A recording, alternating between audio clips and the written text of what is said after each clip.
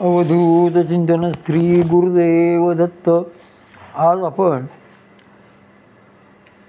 मातोश्री शकुंतलाताई लिखित तो महासुखांचा निमदा पावे या पुस्तकातील पुढील 5 मिनटं तुम्हाला मी वाचून दाखवतो. आता निरंतर संन्यासी कोण? आता अलिप्ततेने म्हणजे कसे जगावे? तुम्ही म्हणाल की तसे तर प्रसंगी भोगवादीही जगू शकतात. मात्र भोगवादी आणि हे ईश्वरवादी या दोघांच्या अलिप्ततेने जगण्यामध्ये फार मोठा फरक असतो. तो असा की जे येणाऱ्या प्रत्येक क्षणाला भगवत इच्छा मानून आनंदाने व निष्कामतेने जगतात तेच ईश्वरवादी असतात.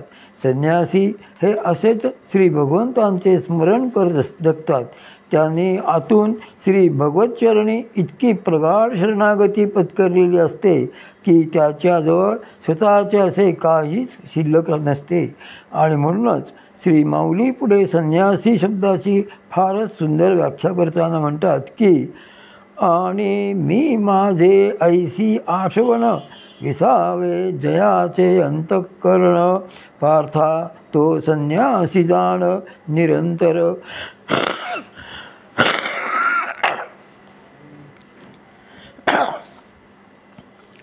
श्री माऊलींनी अनेक ठिकाणी प्रसंगपरत्वे योग्यांची वर्णने केली आहेत.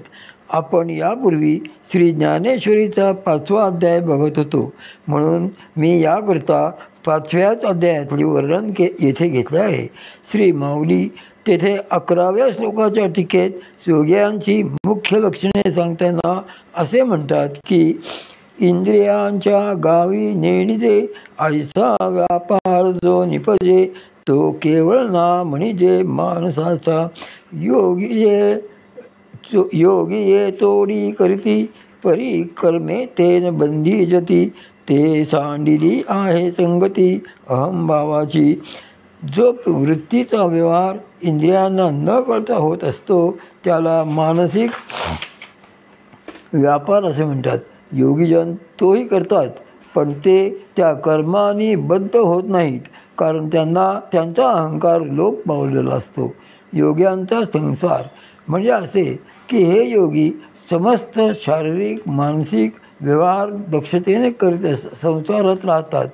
त्यांनी संसार अजिबात सोडलेला नसतो, मात्र ते त्यातही अलिप्तच राहतात. कोणीही योगी जर बघितले तर ते लौकिक संसारातून मुद्दाम बाहेर पडलेले आहेत असे तुम्हाला सहसा दिसणार नाही. पण हेच जर खरे संन्यासी बघितले तर ते लौकिक संसारात कधीही पडलेले दिसणार नाहीत. आता हे योगी ओळखायचे तरी कसे? तर त्यासाठी श्री माऊली म्हणतात की तो कर्मे करी सकळे परी कर्मबंधा नाकळे जैसे नसींचे जळी जळे पद्मपत्र. जो खरा योगी असतो तो शारीरिक मानसिक वगैरे प्रारब्धवशात वाट्याला येणारी सगळी कर्मे करतो, मात्र तरीही त्या कर्माचा बंध त्याला होत नसतो. जसे कमळाचे पान पाण्यात जरी असले तरी त्याच्यावर पाणी अजिबात टिकत नाही, तसे योगी सर्व कर्मातून अलिप्तच असतात. म्हणजे कसे? तर योगी संसार करतात, पण ते जणू काही अंगाला तेल लावूनच संसार नदीत उतरलेले असतात. कर्माची कुठलीही गोष्ट ते आपल्या मनापर्यंत पोहोचू देत नाहीत. तो कर्मे करी सकळे परी कर्मबंधा नाकळे. खरे योगी हे कर्माच्या फळांनी त्यांच्या बंधनांनी कधीही बांधले जात नसतात. खऱ्या योग्यांना ओळखण्याचे हे एक फार मोठे चिन्ह आहे. हे चिन्ह जर आपल्याला बोट नीट जाणून घ्यायचे असेल तर त्यासाठी आपल्याला एखादे प्रत्यक्ष घडलेले उदाहरणच बघणे भाग आहे. कारण या जगात केवळ बाह्य लक्षणांवरून खऱ्या योग्यांना शोधून काढणे महा कठीण असते. असे योगी या जगात असतात, पण ते आपल्याच आजूबाजूला वावरतात हे मात्र सांगून सुद्धा समजायचे नाही. यासाठी एक फार मोठे सुंदर उदाहरण तुम्हाला सांगते. मातुश्रींचे वैराग्य. परमपूज्य सद्गुरू श्री मामांच्या प्रातस्मरणीय पूज्य मातुश्री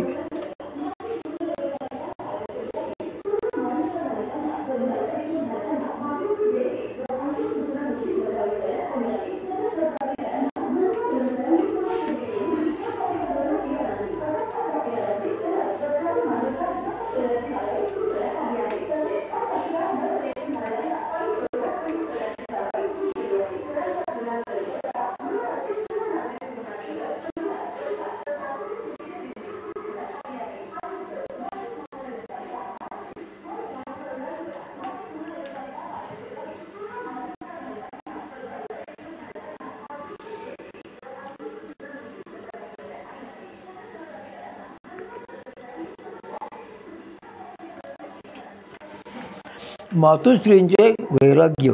परमपूज्य सद्गुरू श्री मामांच्या प्रातस्मरणीय पूज्य मातुश्री अत्यंत विरक्त निरीच्छ होत्या. किती तर अत्यंत पराकोटीच्या. त्या जेव्हा लग्न होऊन देशपांडेंच्या घरी सून म्हणून आल्या तेव्हा देशपांड्यांच्या घरी गडगंज संपत्ती नांदत होती. घरात एखादी गोष्ट नाही असे कधी होतच नव्हते. शेकडो एकर शेतजमीन, गाईगुरे असे सगळे वैभव होते. नसरापूरला देशपांड्यांचा तो वाडा अजूनही आहे. पण पुढे परमपूज्य श्री मामांचे वडील गेले आणि मामांच्या चुलत्यांनी फसवणुकीने लबाडीने सगळीच्या सगळी संपत्ती घरादारासह हडप केली. त्यांनी मातुश्रींना देखील असे निष्ठुरपणे सांगितले की या जमीन जुमल्यातले संपत्तीतले तुमचे काहीही नाही. कालच मला डॉक्टर सान्यांनी विचारले होते की वैराग्य आणि दारिद्र्य हे दोन्ही एकच असते का, तर अजिबात नाही. मातुश्री जरी लौकिक दृष्टीने संसारात होत्या, त्यांच्या घरी जरी एवढे सगळे गडगंज ऐश्वर्य होते, तरी त्या काळात सुद्धा त्यांचे श्री भगवंताचे अनुसंधान कधीही सुटलेले नव्हते, एक क्षणभर देखील नाही. लौकिकार्थाने मातुश्रींचे काही शिक्षण वगैरेही झालेले नव्हते. पण ज्या क्षणी दैवयोगाने घरातून असे केवळ नेसत्या वस्त्रांशी बाहेर पडण्याची वेळ त्यांच्यावर आली, त्या क्षणी सुद्धा त्याच शांततेने व अलिप्ततेने त्या एवढेच म्हणाल्या की अशी ईश्वरी इच्छा. यालाच खरे वैराग्य असे म्हणतात. अहो, असे येणाऱ्या प्रत्येक क्षणाला भगवत इच्छा मानून वागणे सोपे नसते, किंबहुना ते फार अवघड असते. योग्यांचे ऐश्वर्य. असे जे वैराग्य संपन्न योगी समाजामध्ये चार चौघांसारखेच राहत असतात, ते कुठेतरी आपल्या कृतीने असे नकळत सिद्धही करून देत असतात की ते योगी आहेत. म्हणून परमपूज्य मातुश्रींनी ते आपल्या कृतीतून कसे दाखविले दिले ते आता सांगते. परमपूज्य मातुश्री पार्वती देवी या अध्यात्मातल्या फार मोठ्या अधिकारी होत्या. त्या अनंतकोटी ब्रह्मांड नायक राजाधिराज श्री अक्कलकोट स्वामी समर्थ महाराजांच्या अत्यंत प्रिय प्रशिष्या होत्या. एके दिवशी त्या परमपूज्य श्री मामांना म्हणाल्या की सख्या, तुला योग्याचे प्राण ब्रह्मरंध्रातून बाहेर कसे पडतात ते बघायचे हो ना. बघ तर, योग्याने ते पश्चिमेचे द्वार पूर्णपणे अनुभवलेले असते, तेथूनच ते देह सोडतात. त्यावर श्री मामा म्हणाले की होय आई, मला ते जरूर बघायचे आहे. त्यावेळी मामांच्या ध्यानीमनीसुद्धा असे आले नाही की असे प्रात्यक्षिक दाखवून आपल्या मातुश्री देह सोडणार आहेत म्हणून. मामांचे उत्तर ऐकल्यानंतर मातुश्री त्यांना म्हणाल्या की मग बैस समोर मांडी घालून, आणि मातुश्रींची ऊर्ध्व लावून बसल्या. मामांना मातुश्रींच्या ब्रह्मरंध्रातून निळी लखलखीत तेजस्वी ज्योत प्रत्यक्ष बाहेर पडताना दिसली. त्यावेळी सर्वत्र अत्यंत दिव्य सुगंध सुटला होता आणि अवर्णनीय असा मंजूळ नाद ऐकू येत होता. त्यामुळे मामा जीव कसा सुटतो, कसा बाहेर जातो हेच बघण्याच्या तंद्रीत होते. काही वेळाने जेव्हा तो सुगंध थोडा कमी झाला तेव्हा त्यांच्या लक्षात आले की अरे, आपल्या मातोश्री गेल्या.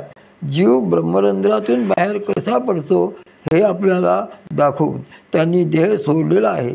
परमपूज्य मातोश्री अशा विलक्षण योगेश्वरी संपन्न होत्या. परमपूज्य सद्गुरू मातोश्रींनी आयुष्यामध्ये फक्त योगच केला, सद्गुरू प्रदत्त साधनाच केली. परमपूज्य श्री मामा नेहमी सांगत की आमच्या मातोश्रींनी 24 तासातले 1 मिनिटसुद्धा कधी जमिनीवर पाठ लावलेले आम्ही बघितलेले नाही. केव्हा तरी रात्री मध्येच उठून आई काय करत आहे ते बघायचो, तर त्या साधना किंवा जप करत असायच्या. मला बघून